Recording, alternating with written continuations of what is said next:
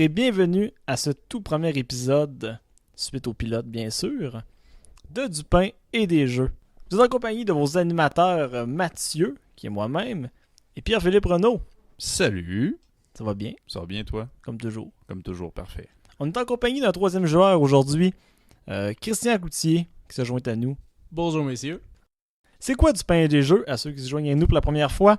C'est un podcast où l'on passe en revue des jeux de société et des jeux de rôle. On vous parle avant, mais surtout après y avoir joué. On vous offre de courts épisodes ne durant pas plus de 30 minutes où vous pourrez avoir un aperçu général de vos futurs achats.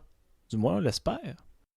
D'ailleurs, si vous avez des commentaires ou des suggestions de jeux à nous faire, vous pouvez nous joindre sur Facebook ou directement sur le site web. On est ouvert aux suggestions, on est des gens ouverts, n'est-ce pas? Écoute, je suis très ouvert. Proposez-nous n'importe quel jeu, on va l'essayer, tant que c'est un jeu légal, je dirais le terme. Légal, disons, coûte pas 200 $. Ouais, aussi. Ça se peut que je sois plus frileux à essayer, je sais pas, peut-être récemment, qu'est-ce que j'ai vu qui coûtait cher, genre Star Wars Rebellion, là, l'espèce de jeu de conquête contre l'Empire, contre les rebelles, qui coûte, je pense, 120 et quelque chose. Là. On va peut-être le passer à côté. Mais X-Wing, on pourrait, par contre. C'est vrai, qu'on a des contacts. Ouais. Des contacts. Dans le business. Dans le business, exactement. Cool. Aujourd'hui, on essaye un jeu qu'on avait beaucoup, en tout cas du moins personnellement, que j'avais énormément envie de jouer, qui est Isle of Skye. Un jeu qui se passe sur l'île de Skye. Pour pas brûler le punch. Pour ce faire, on va également boire du petit scotch durant la partie. Rapidement, sa fiche technique, ce jeu est édité chez Mayfair Games ou en français chez Funforge. Un nombre de joueurs de 2 à 5, pour l'âge 8 ans et plus, d'une durée de 60 minutes environ. Le coût, quand même assez raisonnable, on parle d'entre 30 et 40 $. Son type, un jeu de stratégie et une mécanique de placement de tuiles, enchères et collecte également.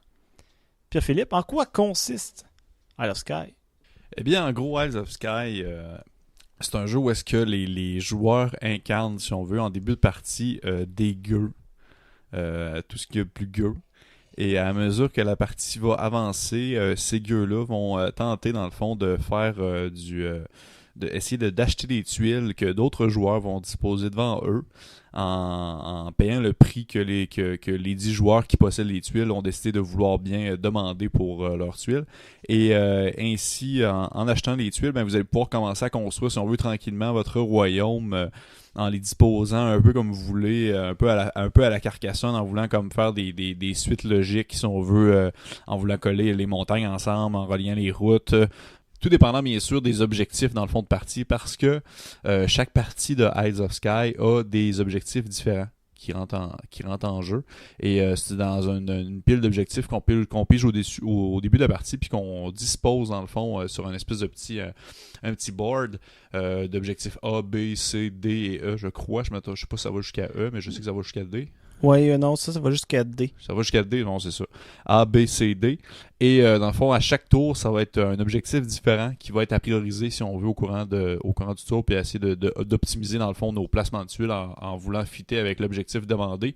Et à mesure que la partie avance, à mesure que ça va être plusieurs objectifs en même temps qui vont être demandés, puis à chaque tour, vous faites des points selon à quel point est-ce que vous avez été capable de rejoindre, si on veut, l'objectif qui est présent pour ce tour-ci.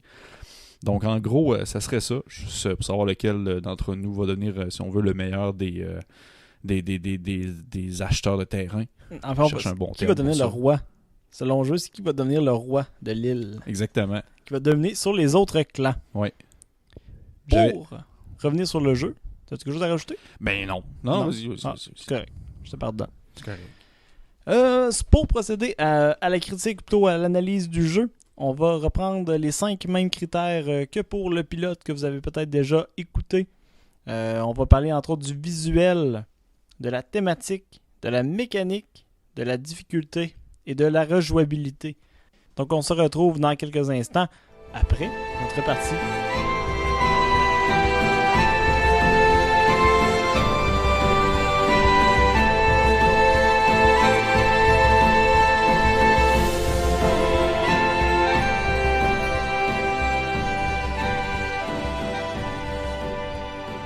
Rebonjour à tous, nous sommes de retour après une excellente partie de Isle of Sky, où on a eu, je crois, là, énormément de plaisir, pour les amateurs de statistiques, ça nous a pris environ 15 minutes pour comprendre, expliquer les règles et que tout soit clair là, pour démarrer le jeu.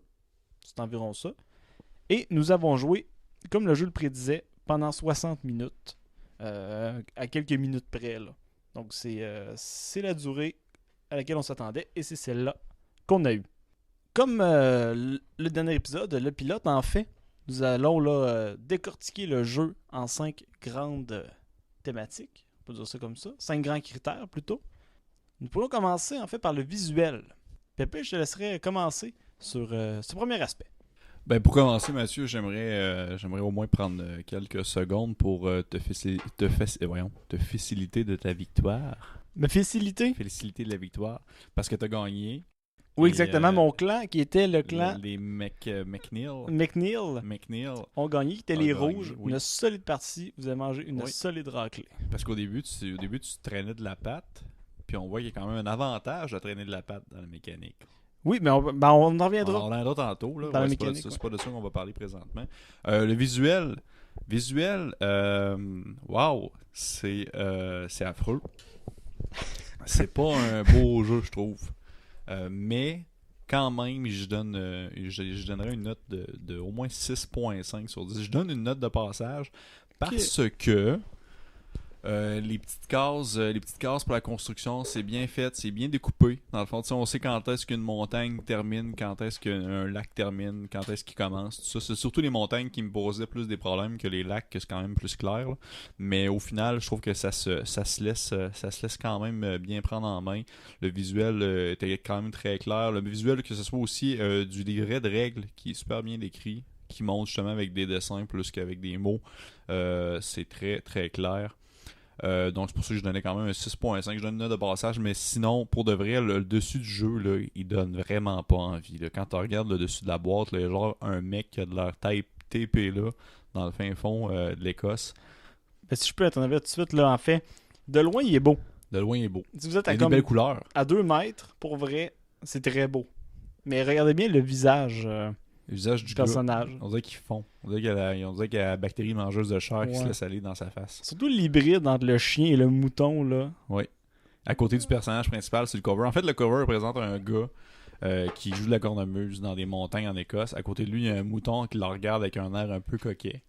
Mais on va se le dire, c'est affreux. On dirait que le gars va fondre sur place puis que le mouton il va se mettre à voler, je sais pas trop. Bref, il y a aussi comme une espèce de... Je pense qu'il y a une espèce de drapeau qui flotte comme en avant-plan. Là, mais on sait pas trop où est-ce qu'il pop. On sait pas trop. D'accord, ok, ouais, il pop du côté. Sur le côté, il y a un autre mec qui tient le drapeau puis qui a l'air de comme avoir le visage de genre un mélange entre Nicolas Cage puis une tortue, je sais pas trop. Tout ça pour dire que le visuel, je donnais un 6.5 parce que les couleurs sont belles. Je trouve qu'il y a quand même un travail qui est fait là-dessus parce que le but du jeu, c'est quand même de délimiter les territoires. Fait que c'est quand même bien fait de ce côté-là. Les cases sont bien faites, sont bien divisées. Ça se prend bien en main. Donc 6.5 pour le visuel. Moi, au niveau visuel, je vais d'une note de 7 sur 10 en fait. Le jeu est pas nécessairement laid. Il est pas magnifique non plus, on va se le dire. Par contre, justement, sans vouloir faire trop de répétitions, les couleurs sont assez sobres, sont assez invitantes de loin. Donc, une belle écriture là, en vert vif un peu. Là, puis des petites teintes aussi, quasiment de sel et de brume là, sur les cases là, qui donnent... qui ajoutent peut-être un peu à la thématique. Ça, on pourra y revenir plus tard. Sinon, effectivement, bon, les représentations de personnages sur le cover puis sur les différents panneaux qui nous permettent de cacher la valeur qu'on accorde aux différentes cases sont quelque peu moches. Heureusement, il n'y en a pas beaucoup, donc c'est pas si mal. Là. Disons que j'ai pas été irrité par la présence de ces personnages-là. Là. Dans le pire des cas, on les ignore quelque peu. Quant aux images de cases, on se retrouve tout de même avec une belle diversité aussi, là, ce qui permet de faire des beaux combos. Donc bref, je suis assez satisfait du visuel.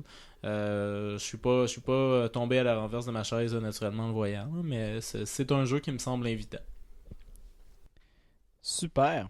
Quant à moi, pour le visuel, là, j'y suis allé avec un 7 sur 10, là, comme Christian. Un peu plus haut que Pierre-Philippe, quand même. Parce que c'est ça, à part le fameux cover, là, on a quand même un jeu assez simple. Je suis peut-être un peu sévère, mais ok, je comprends. Là. Je peux comprendre. Là. Mais en fait, les 3 points qui sont perdus, c'est surtout pour je dirais le manque de détails puis de nuances dans les teintes du jeu. Parce que les couleurs sont belles, mais tu sais, c'est du bleu, du vert et du brun. C'est ça les couleurs du jeu, tout simplement. Puis là, lorsqu'on regarde nos panneaux, ils sont beaux, mais à l'intérieur, il y a beaucoup de teintes unilon. On va pas dans les détails, c'est pas tape à l'œil, là, surtout pas. Mais c'est vraiment là, c'est assez simpliste. Je sais peut-être même c'est peut-être surtout sa force en fait là, parce que les icônes sont assez intuitives, sont simples.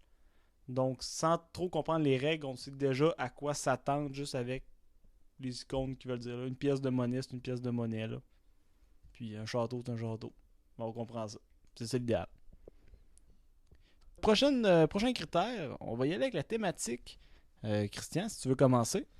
Oui, ben, je vais en profiter. En fait, je vais faire un petit parallèle avec le visuel parce que chacun des clans se voit attribuer une couleur qui va paraître sur le petit panneau justement qui nous permet de cacher notre argent, puis qui va également paraître sur notre château de départ.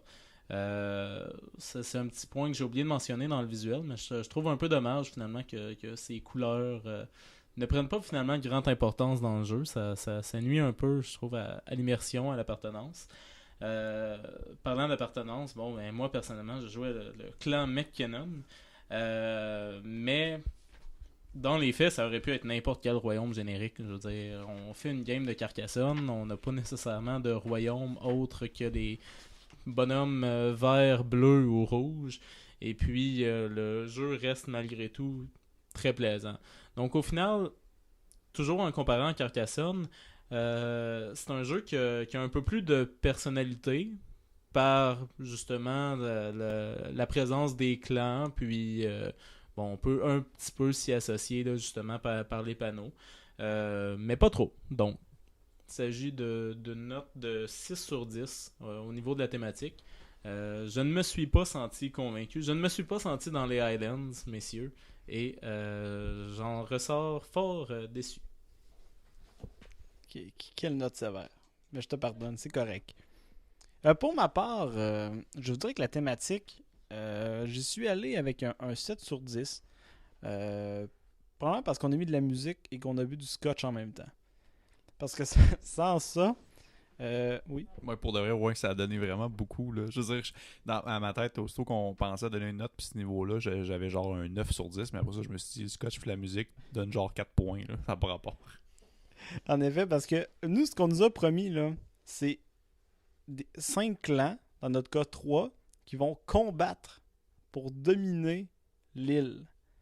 Mais chacun joue sa partie, chacun a son petit clan, mais on vient pas tant interférer que ça dans le jeu des autres. Moi, la couverture me disait From Chieftain to King. J'ai pas saisi le moment où je suis devenu roi. Je suis peut-être jamais devenu. En fait, ça serait moi qui serais devenu le roi, là. Mais, ce serait pas toi. Mais j'ai pas saisi le moment où est-ce que ça s'est passé, en fait. J'attends ma couronne. Mais, chose que j'ai pas de toute évidence. Mais, donc, la thématique, oui puis non. C'est pas un combat entre les clans de l'île de Sky. Là. On est plus dans... Chacun fait sa petite besogne dans notre petit village. Puis chacun des gueux espère avoir plus d'argent que l'autre et devenir le roi sans trop l'être. Je vous dirais, c'est à peu près ça la thématique. Donc un 7 passable. Mais encore une fois, là, un 7, là, peut-être un 6 même. Là. Puis ça pourrait s'écrouler. Plus j'y pense, plus ça baisse. Donc je vais arrêter là. Je vais passer la parole à Pierre-Philippe. Ben écoute, pour ma part, je donnerais quand même un solide 7 sur 10. Il y avait comme un stress, on s'entendait ce que je disais, une note super élevée. Effectivement, comme on a dit tantôt, le scotch et la musique a donné beaucoup plus à la partie parce qu'à un certain moment de la game, il n'y avait plus de musique. J'en ai comme pas remis. Puis là, ça perdait beaucoup de son charme. Je le filais plus tant que ça, je faisais juste filer des cases que je plaçais en mettant des tuiles en me disant que je vais faire une montagne là, je vais finir un lac là. Fait que non, effectivement, la thématique est pas tant là, mais quand même, je donne un certain point pour l'effort, si on veut, parce que je veux pas, tu sais, ce qui est représenté, ça veut être les... J'ai aucune idée à quoi ressemblent les Isles of Skye en vraie vie, là. J'ose imaginer que c'est J'espère que c'est pas le cover, en tout cas. J'espère que c'est pas le cover, parce qu'il va y avoir du monde crissement en lettres là-bas. Mais, mais quand même, je donne quand même un 7 sur 10 parce que j'ai quand même apprécié. Tu sais, c'est peut-être moi qui me buildais moi-même dans ma tête une histoire autour de ça, mais je le sentais quand même un peu. Puis je le sentais, mais pas d'un côté. Peut-être qu'on n'a pas abordé de la même manière, si on veut, l'aspect plus combatif entre joueurs. Là. Moi, je le voyais plus un espèce de côté, plus diplomatie de vente de terrain, puis tout ça.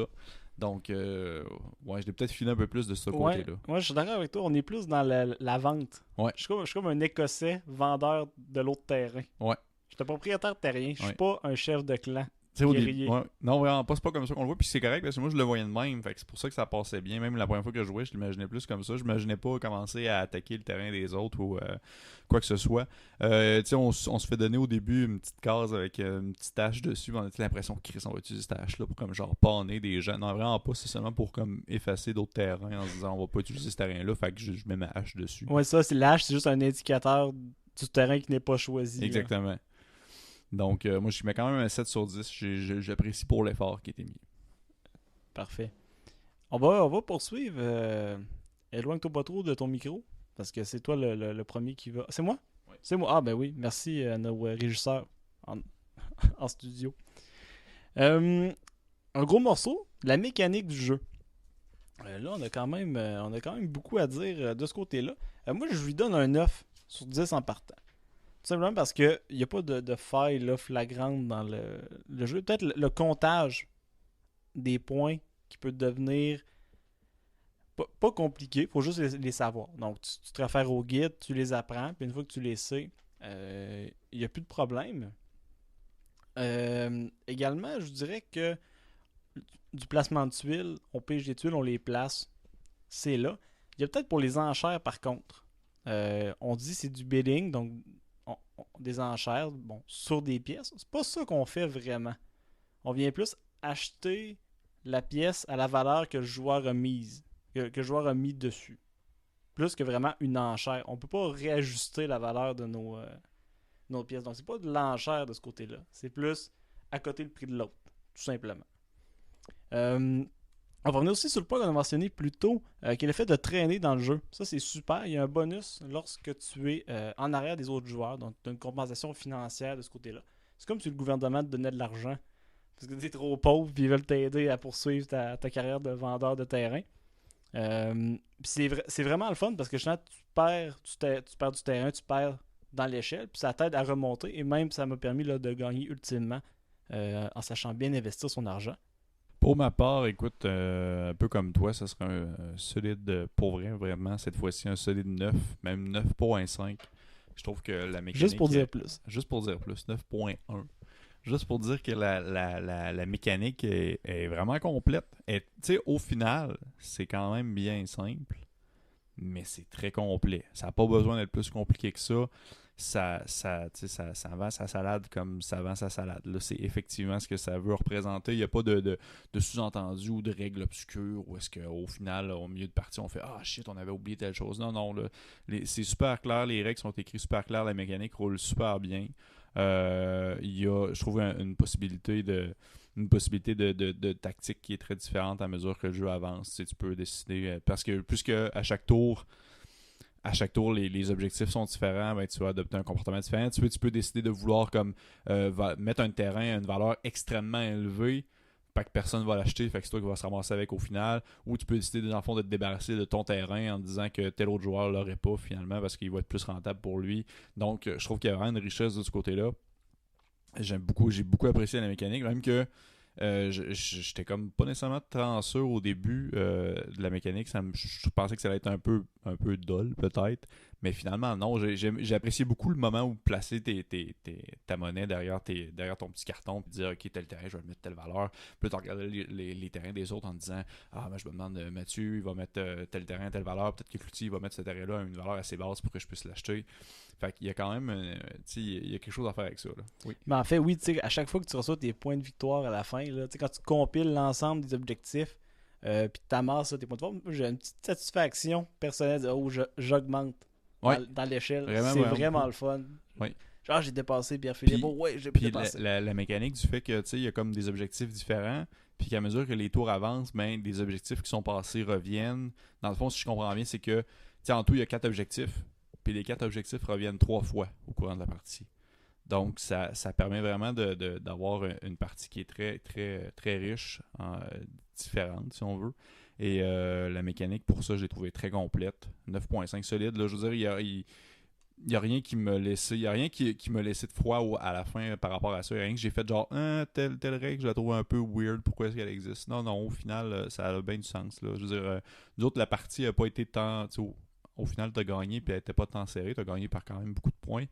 Mais certains éléments en fin de partie peuvent faire en sorte que tu vas gagner peut-être 1 point, peut-être 2 points de plus. Puis je suis sûr qu'il y a des games qui vont se terminer où est-ce que tu vas gagner de seulement 1 point sur un autre joueur parce que tu as été capable de placer tel mouton à telle place, puis ça t'a donné un point de victoire de plus à la fin.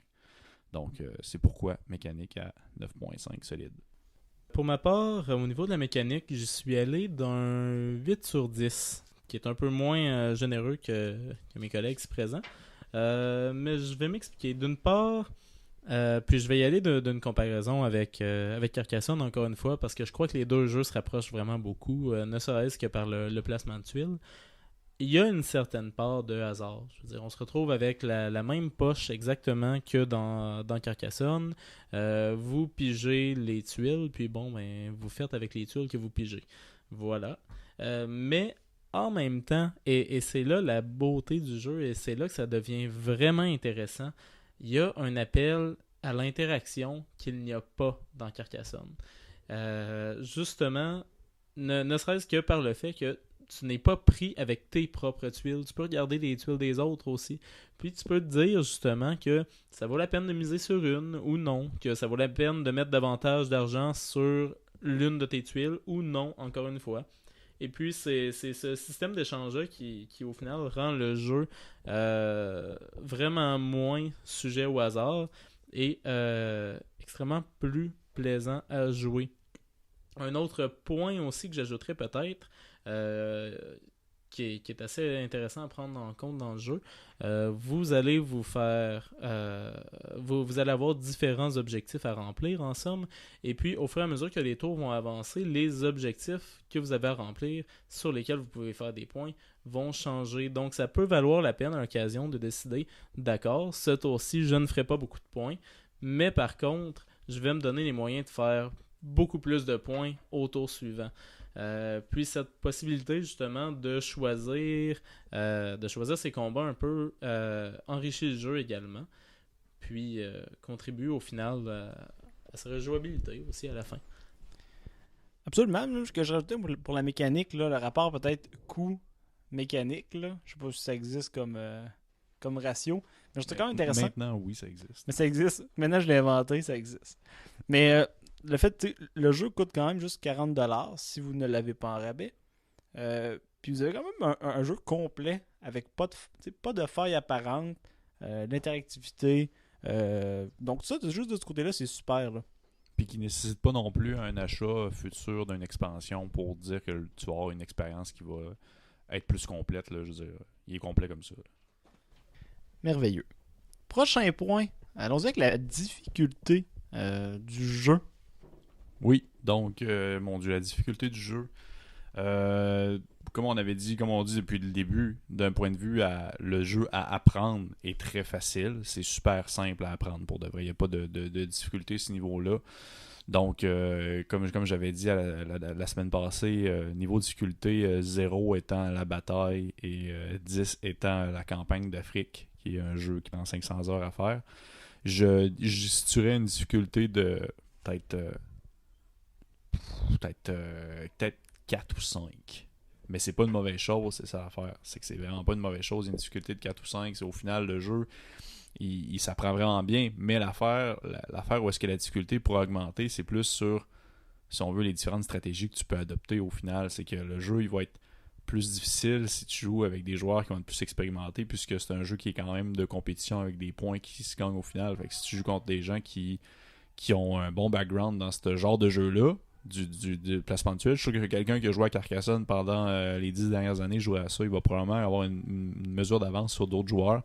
Ben, ça pourrait augmenter le niveau de difficulté, mais côté apprentissage, c'est vraiment pas si pire. C'est pas comme justement Dominant Species où est-ce que, comme j'avais dit, c'est que ce jeu-là, il faut que tu fasses 5-6 games avant de pouvoir développer une stratégie quelconque. Là. Non, ça, tu le lances startant ta stratégie, puis c'est un tour de main là, à apprendre. Là. C'est vraiment pas difficile à apprendre.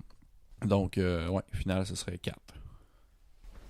Je vais réévaluer ma note de difficulté afin de remplir finalement les critères de la bataille jusqu'à la campagne d'Afrique.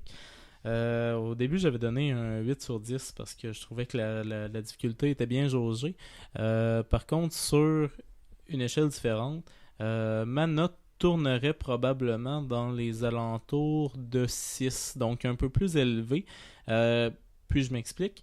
À mon avis, un nouveau joueur peut tout de même bien s'en sortir dans ce jeu-là. C'est difficile, de ce que j'en ai vu, d'avoir une stratégie préfaite. Puis je vois difficilement comment on peut être un expert à ce jeu-là, puis vraiment prendre les dessus sur les nouveaux joueurs. Par contre, là où le jeu peut devenir un peu plus difficile, naturellement, parce qu'on parle d'un jeu contre d'autres joueurs, c'est qu'il faut savoir évaluer la situation, puis s'adapter. Justement, à l'occasion, il faut décider que certains combats n'en valent pas la peine, certaines tuiles n'en valent pas la peine. Et puis, justement, c'est ce fait de deviner la valeur que les autres vont accorder à nos tuiles qui devient un peu plus difficile, parce que ça demande vraiment d'évaluer la manière selon laquelle les joueurs qui nous entourent vont penser. Puis c'est cette espèce de côté interactif-là qui peut devenir plus difficile dans le jeu, c'est le fait d'accorder une valeur aux tuiles. Puis une valeur aussi qui va peut-être permettre au final de repartir avec la tuile qu'on veut garder. Donc, j'irais d'un 6 sur 10. Tout de même très accessible au niveau des règles, mais c'est le côté interaction qui demande peut-être un peu plus de pratique. Ben, en fait, pour ma part, ça va être un 6 également. Principalement là pour les règles sont simples, c'est facile à jouer, tout ça.